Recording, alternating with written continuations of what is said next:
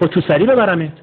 قربونت برم، رفتار رحیمانه، امنیت اخلاقی، سردار رادان. این حرف زدن با دزد و نمیدونم جبر و ایناش درسته که میکنن؟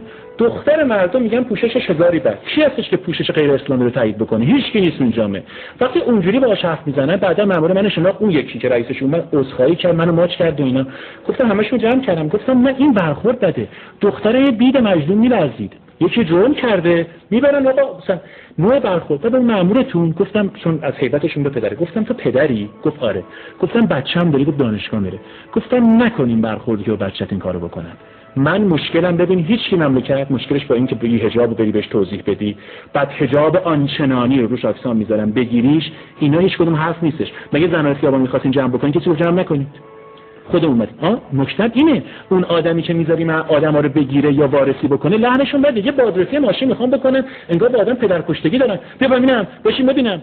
آقا ما تو همین اصفهان به حوزه شما فرمان در ولایتتونه داشتیم میرفتیم، دلستر تو ماشین بود، بیا پایین ببینم بعد چقدر آبکی خریدین، چیکار میکنی فلان. یه اون یکی گفت حسنی کل پشت. آیا یعنی چی؟ من همه مردم با این ادبیات شما مشکل دارن. اگر میخوای طرحی در کار بندازی که خدا پیغمبر ازت راضی باشن، آقا به دستم بگه، مردم به دستم بگن، این ادبیات طلبکارانه موارد انتظامی رو بردارید. استاد من یه نکته بگم، خیلی شیوا و پرزرق و برق صحبت کردید، احتمالاً قالبی از احساساتم براتون غلبه کرد. نه احساسات نیست، این حس وقتی آدم خودش صحبت میکنه میگن احساسات و اینا. نه این چیزی بود که تو جامعه دیدم. الان بگی ملت زنگ بزنن بگن یا نه.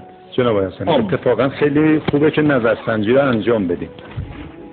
حضرت علی صحبت بکنید تا وقت ببخشید من می‌خواستم یک خطابه 50 دقیقه‌ای مثل جناب حسنی برم، اما یه نکته من اینجا بگم که جمع بشه. ببینید جناب حسنی، وقتی مصادیق رو ما برای مردم معلوم کردیم، مشخص شد، با کسی تعارف نداریم. والا داشته باشید، شک هم نکنید.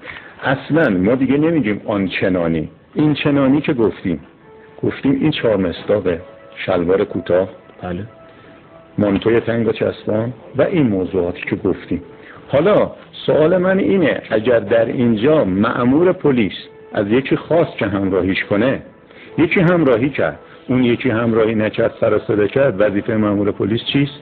ادبیاتش ما با هیچ کس توی حوزه امنیت اجتماعی برای امنیت مردم شوخی نداریم. خیلی ممنون. این بحث اینجا نیمه کاره که نه، تقریبا نصف کاره میمونه.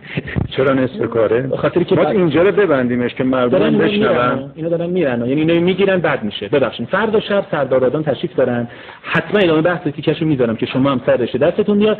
فردا بیشتر حرف زدن ما و صحبت کردن ما در مورد اراذل و اوباش خواهد بود که سوالای خوبی که خواهیم کرد. ببخشید اینجوری باهاتون صحبت کردم. چه جوری صحبت کردید؟ همینجوری که مرتبه شما یه شدی. من هیچ جوری نشدم. اگه تو یه جوری شدی من خودم یه جوری شدم. قربونتون. فردا شب ادامه میدیم. خدا حافظ. همین حالا قربونتون برم.